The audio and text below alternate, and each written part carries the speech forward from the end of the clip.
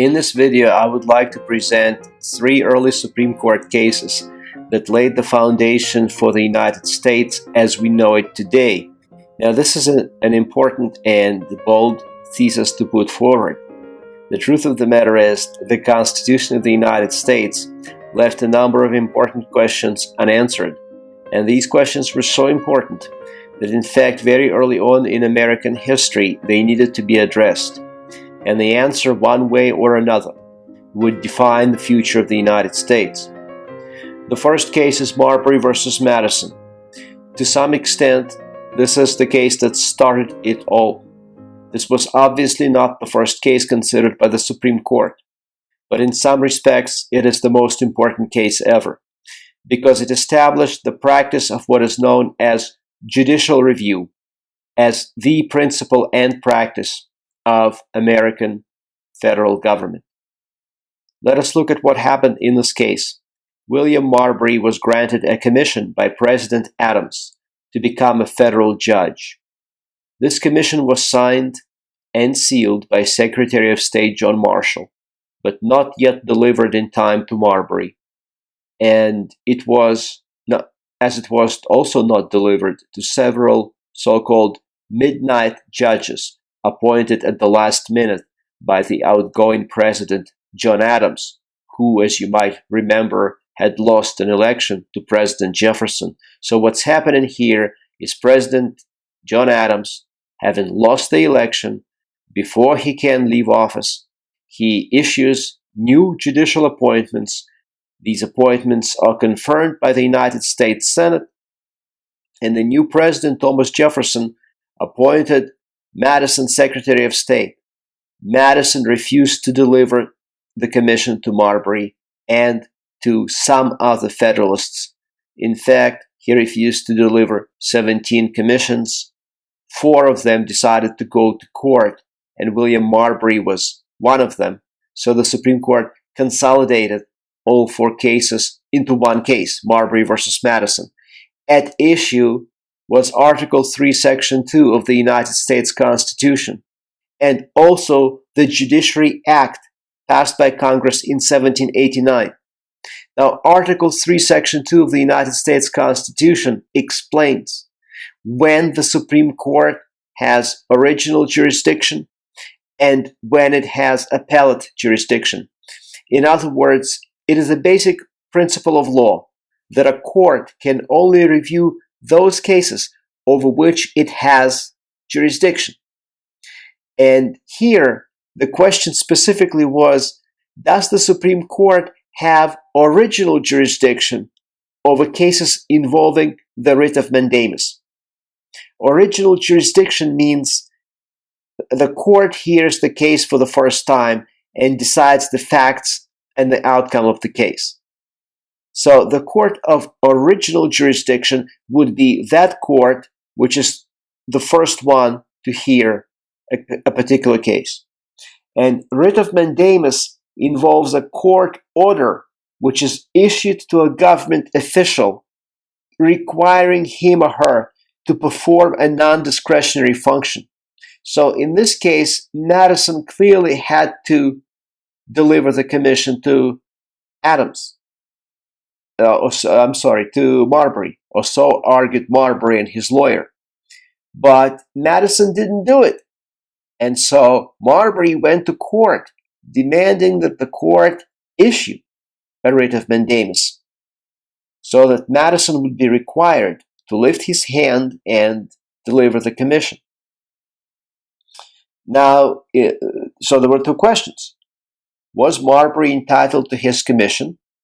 And did the Supreme Court have the jurisdiction to give Marbury his commission by issuing a writ of mandamus?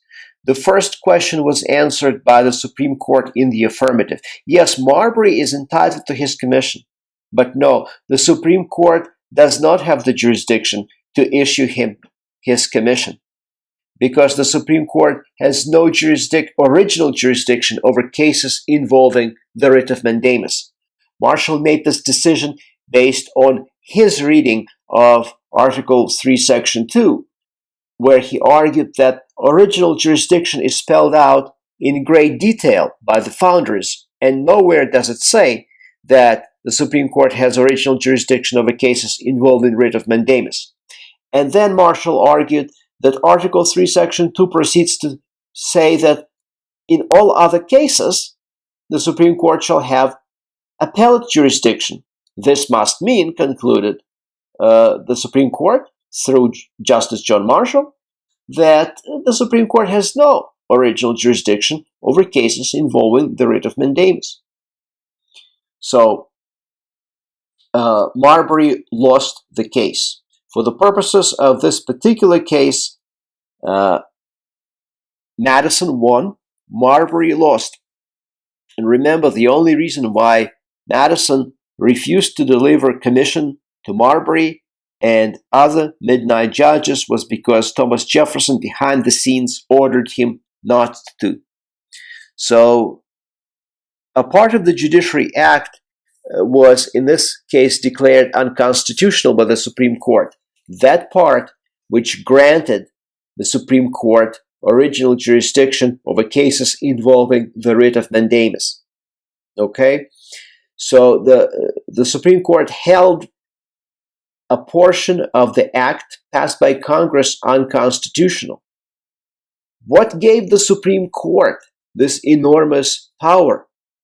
Justice Marshall, speaking for the court, said, "It is emphatically the province and duty of the judicial department to say what the law is." In other words, this is a kind of argument from expertise. Who knows the law better than judges? Well, no one. So whose job is it to be the final authority to interpret the meaning of the law? Well, it must be up to the judges. So in this particular case, Marshall's decision created judicial review. The power of the courts to strike down legislative and executive acts as unconstitutional was firmly established in this case.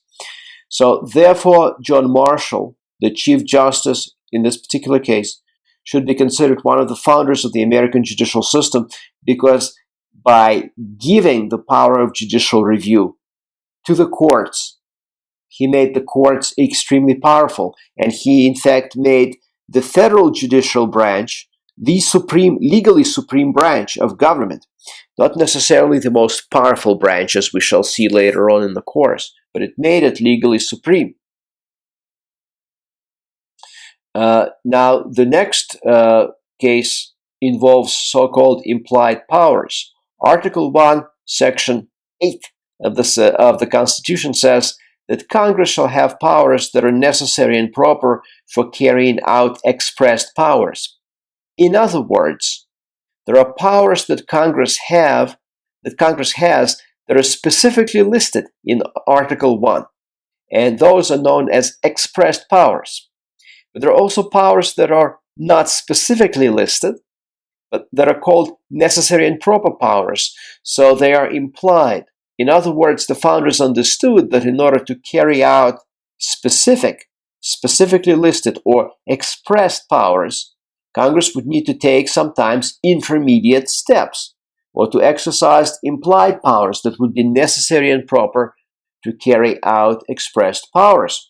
But the question was just how extensive those necessary and proper powers would be. So the case that answered this question was the 1819 case McCulloch versus Maryland, in which the Supreme Court held that the power to tax, borrow, and regulate interstate commerce gave Congress the implied power to establish a national bank. What happened here was actually quite simple. The federal government established a national bank, but the state of Maryland was dominated by Democratic Republicans who resented the national bank because they correctly saw the national bank as promoting the overall power of the national government and as promoting Hamilton's vision about the country being based on finance, being based on trade. The government of Maryland didn't like this, so it decided to put the Maryland branch of the Second Bank of the United States, as it was called, out of business by taxing its transactions. But the cashier of the bank, Mr. McCulloch, refused to pay the tax. So Maryland sued him to force him to pay the tax, and in Maryland courts, Maryland prevailed. But when the Supreme Court took the case, Maryland lost and McCulloch won. Writing for the court, Justice John Marshall interpreted the necessary and proper clause thusly. He said, "Let the end be legitimate. Let it be within the scope of the Constitution, and all means which are appropriate, which are plainly adapted to that end, which are not prohibited, but consistent with the letter and spirit of the Constitution, are constitutional." In other words, anything you can imagine that can somehow promote an expressed power is constitutional, if it's not specifically prohibited. Anything that is reasonably related to the expressed power that you can find in the Constitution is legitimate. So the significance of this case is that it affirmed that implied powers do indeed exist, and that they are in fact very broad powers. And also this case is important because Marshall said that a state government may never tax any of the assets of the federal government. He said this is prohibited by the Supremacy Clause, meaning Article 6, Supremacy Clause of the Constitution. Marshall said in this regard, the power to tax is the power to destroy. And so, of course, if the federal government passed a law establishing a national bank, and then a state government passed a law that imposes a tax on this national bank, this law might be so severe that it puts it out of business. So the power to tax is the power to destroy. And so if you allow a state government to tax a bank or any other asset of the national government, you make a state government supreme to the national government, state law supreme to national law, and that's unconstitutional, said John Marshall. So that's another significance of this case, in that it prohibited state governments from taxing any assets of the national government. Now, the last case we consider is Gibbons versus Ogden, decided in 1824. The state of New York gave a monopoly to Aaron Ogden to operate ferry boats between New York and in New York's territorial waters. So what happened was Ogden had an exclusive license to operate in New York state waters, and if someone wanted to compete with him and also operate in New York state waters, they were considered, quote unquote, a foreign boat, and they would have to pay a tax to the state of New York. Ogden didn't have to pay it because he already had a monopoly. They had to pay it. And then similar laws were passed in other states. And so this created a significant problem because it allowed state governments to basically favor one particular company to which they're closely connected politically and economically in their state, and it hampered commerce between states. It hampered economic development itself. So Gibbons decided to compete with Ogden, and he decided to transport people by ferry boat between New York and New Jersey. Ogden objected to this because Ogden said that Gibbons did not have a license given to him by the state of New York, and he had to pay an out-of-state fee or out-of-state tax to New York State, which Gibbons refused to do. Gibbons said, I can do it without your permission, New York State, because I have a license from Congress to operate in interstate waters. And if the federal government gives me a license, then I can do it, whether you want it or not, because I am operating between states. I am not operating exclusively in your state. So,